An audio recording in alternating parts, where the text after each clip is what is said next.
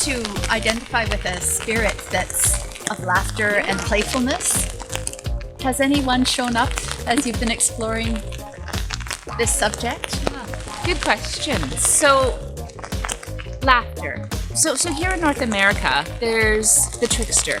And the trickster comes to my mind, which also is very apparent, is the raven and also the coyote. The coyote is actually a huge, important, I call him creator sidekick.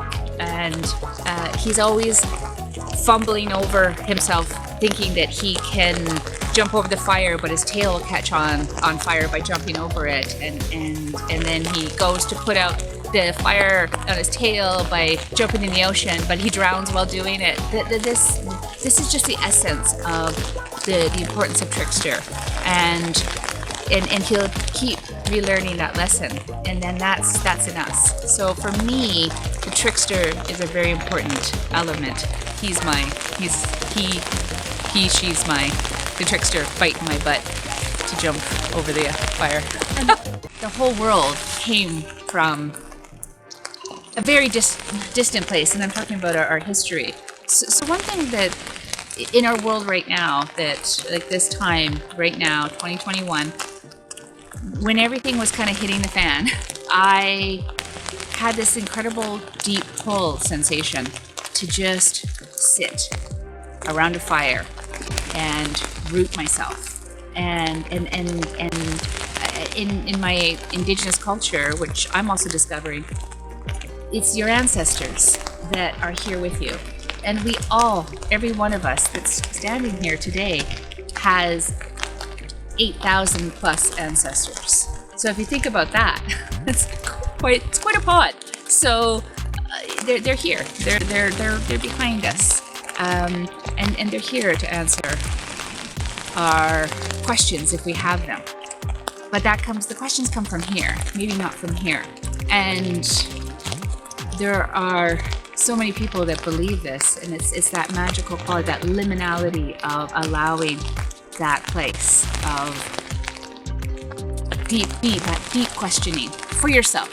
I'm not saying that I can give you an answer, but if we allow ourselves to go there, which takes play, back to the original conversation, because play allows a freedom, like laughter.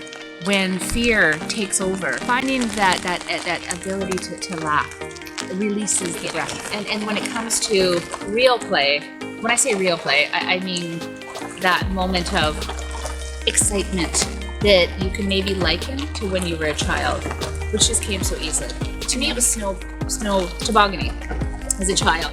And I always have that incredible memory of when I was a child of freedom.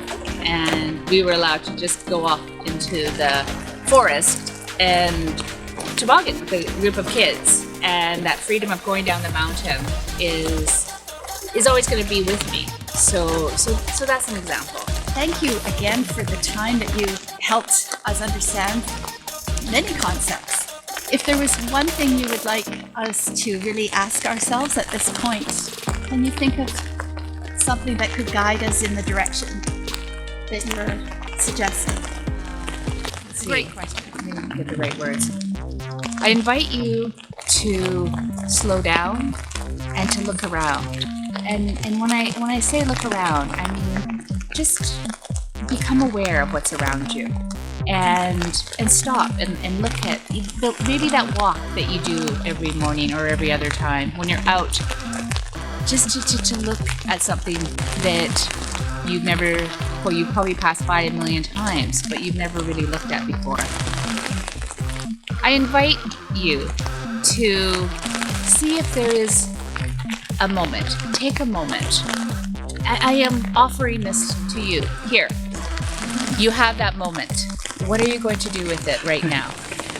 We managed to have a great conversation despite the weather, and our trusted producer Laurel has been keeping the camera on and under the umbrella as well. Thank you, Laurel. It's amazing what we can all do together, and I thank this whole beautiful Sunshine Coast for the wonderful people and the great ideas. Let's play! Okay, off she goes. Hey, Laurel!